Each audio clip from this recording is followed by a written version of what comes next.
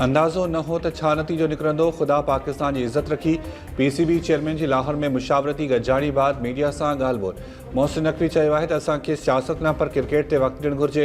उमीद त अॻिते बि सियासत बदिरां क्रिकेट ते ध्यानु ॾिनो वेंदो। क़ौम खे अपील आहे त आख़िरी वक़्तु ताईं क़ौमी टीम खे सपोर्ट करे। उमीद त टीम सुठी कारकर्दगी ॾेखारींदी। नजम सेठी चयो त PCB जो सदाईं इहो मौक़िफ़ रहियो आहे त क्रिकेट में सियासत न थियणु घुरिजे। रमीश राजा चयो त एडी पाइक्राफ्ट भारतीय टीम लाइ फिक्स रेफरी आहे। पाकिस्तान जी फतह थी आहे। जज़्बात मजरू थिया पर हाणे क़ौमी टीम कारकर्दगी ॾेखारे। वज़ीर आज़म शहबाज शरीफ़ जी रियाज़ में सऊदी वली अहद मोहम्मद बिन सलमान सां मुलाक़ात। बेतरफ़नि लाॻापनि गज़ा में इसराइली अगराइन सूदो ॿियनि अहम मामलनि ते ॻाल्हि ॿोल।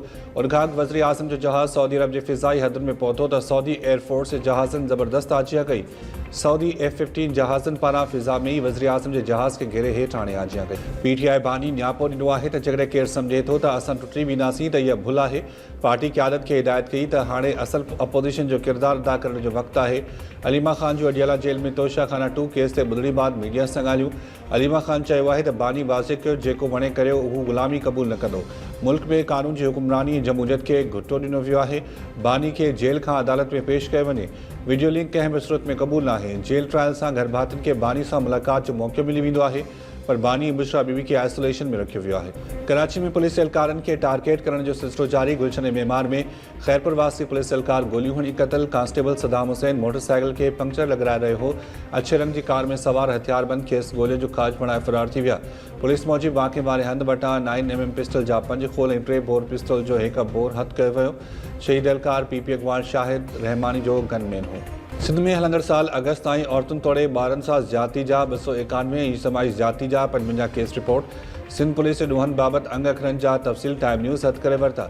सभ खां वधीक कराची में ज़्यादती जा 130 ऐं इज्तिमाही ज़्यादती जा 40 केस रिपोर्ट। सख रेंज में 38 ज़्यादती ऐं 2 इज्तिमाही ज़्यादती जा वाक़िया रिपोर्ट थिया। लाड़काणो रेंज में 26 ज़्यादती ऐं 3 इज्तिमाही ज़्यादती जा केस दर्ज कया विया। हैदराबाद रेंज में ज़्यादती जा 65 ऐं इज्तिमाही ज़्यादती जा 8 वाक़िया रिपोर्ट। मीरपुर ख़ास रेंज में ज़्यादती जा 10 इज्तिमाही ज़्यादती जा 2 वाक़िया रिपोर्ट। शहीद बेनज़ीराबाद रेंज में ज़्यादती जा 22 इज्तिमाही ज़्यादती जो 1 वाक़ियो रिपोर्ट। कराची में 100 खां वधीक ॿारनि सां ज़्यादती जे केस में गिरफ़्तार जवाबदार जी जिस्मानी रिमांड में 3 ॾींहं बाद। जुडिशल मैजिस्ट्रेट ॾखण जी अदालत में ॿुधणी दौरान जवाबदार ऐं मुतासिर ॿार पेश। पुलिस अदालत खे आगाही ॾिनी त जवाबदार क़यामत बाद में शरबत विकिरो कंदो हो। उन 2016 खां ॿारनि खे ज़्यादती जो निशानो बणाए वीडियोज़ रिकॉर्ड कयूं। मुतासिर ॿारनि जे वालिदैन जी फ़रियाद ते केस दाख़िल थियण बाद खेसि गिरफ़्तार कयो। उन खां अॻु अदालती अहाते में मुतासिर ॿारनि जवाबदार खे चमाटूं हयूं। सहाफ़ियुनि जे सवाल ते जवाब ॾींदे जवाबदार चयो त हू ॿारनि जो रिकॉर्ड कयल वीडियोज़ ॾिसंदो हो। कराची में एहतजाज कंदड़ म्यूज़िक टीचर्स जी सिंध असेंबली ॾांहुं वधण जी कोशिश। पुलिस रेड ज़ोन में वञण खां रोके वरितो। म्यूज़िक टीचर्स ते लठबाज़ी एहलकारनि सां सामान भञी छॾियो। सरकार ऐं पुलिस जे रवैये ते मुज़ाहिरीन जे अखियुनि में ॻोढ़ा अची विया। पुलिस सां ॻाल्हियुनि बाद म्यूज़िक टीचर्स जो प्रेस क्लब वापसि वञी ॿीहर एहतजाज। 24 कलाकनि में ज्वाइनिंग ऑर्डर न मिलण जी सूरत में वज़ीर आला हाउस या सिंध असेंबली ॾाढो मरण घणी ताईं बुख हड़ताल जो चिता। पढ़ंदी सिंध त वधंदी सिंध जी मुहिम किथे किथे हलाई वई। कहिड़नि रूरल ऐं अर्बन एरियाज़ में ॿारनि खे स्कूलनि में दाख़िल करायो वियो। छा रुॻो स्लोगन ॾियण सां लिटरेसी रेशियो वधी वेंदो? हैरत आहे त स्कूलनि जी इमारतुनि जी तामीर वारो कमु रोलड़े जे वर चढ़ियल आहे। जॾहिं स्कूलनि जूं इमारतूं न आहिनि त पोइ फर्नीचर बिजली ऐं ॿियनि सहूलियतुनि जो कहिड़ो हाल हूंदो? Sindh high court bench Sukkur जारी मार्क्स। अदालत तालीम खाते जे अमलदारनि खां पढ़ंदी सिंध वधंदी सिंध जे स्लोगन बाबति लिखत में रिपोर्ट तलब करे वरिती। अदालत चयो त जेकॾहिं प्रोग्रेस रिपोर्ट दुरुस्त न निकिती त ज़िम्मेवारनि ख़िलाफ़ एक्शन खंयो वेंदो।